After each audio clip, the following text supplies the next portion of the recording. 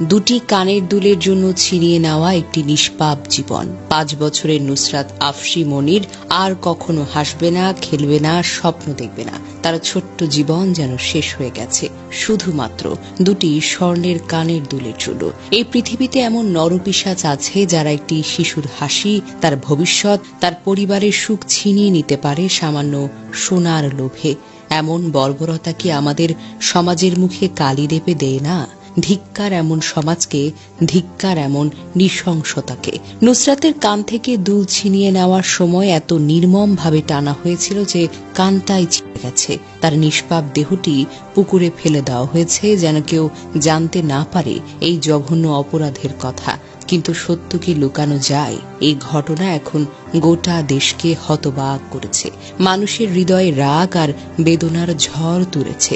নুসরাত আফশি মনির মাত্র 5 বছরের এক ফুটফুটে শিশু। কক্সবাজারের হিলা ইউনিয়নের হোয়াকিয়াপাড়ার বাসিন্দা। তার বাবা ইঞ্জিনিয়ার মামুনুর রশিদের কোল আলো করে এই ছোট্ট পরীটা বেড়ে উঠছিল। গত শনিবার দুপুরে নিজ বাড়ির উঠোনে খেলছিল সে। ফুলের মতো হাসি হঠাৎ নিখোঁজ হয়। পরিবার, আত্মীয়, প্রতিবেশী সবাই মিলে তাকে খুঁজতে শুরু করে। কোথাও তার দেখা মেলেনি। 24 ঘন্টা পর রবিবার দুপুরে পূর্ব পানখালের একটি পুকুরে তার নিথর দেহ দেখা যায়।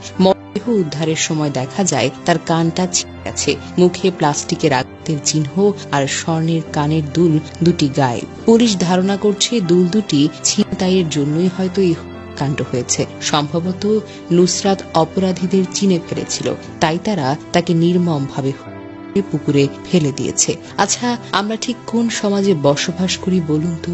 একটি 5 বছরের শিশুর জীবন কি এতই মূল্যহীন যে কয়েক গ্রাম সোনার জন্য তাকে করা হয়? নুসরাতের ছোট্ট হাতে ফুলের মতো স্পর্শ ছিল, তার হাসিতে ছিল জীবনের রং। কিন্তু আজ সেই হাতটা ঠান্ডা, সেই হাসি চিরতরে স্তব্ধ।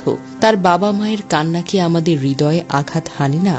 এটা কি একটি হত্যা নয়? এটা আমাদের সমাজের নৈতিক দেউলিয়াত্বের প্রতিচ্ছবি। টেকনাফ থানার ওসি আবু জায়েদ মোহাম্মদ নাজমুন নূর বলেছেন, এই ঘটনায় 6 জনকে আটক করা হয়েছে।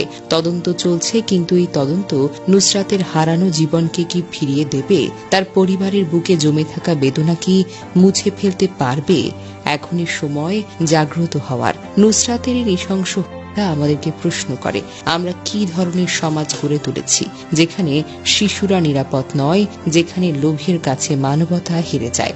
আমাদের শিশুদের সুরক্ষা দিতে হবে, স্বপ্নটাকে রক্ষা করতে হবে। এই অপরাধীদের কঠোর শাস্তি নিশ্চিত করতে হবে, যাতে আর কোনো নুসরাতের জীবন ছিনিয়ে না নেওয়া হয়। আমরা যদি এখনই প্রতিবাদ করতে না পারি, যদি নীরব থাকি, তাহলে কি আমরাও এই অপরাধের সহযোগী হব না?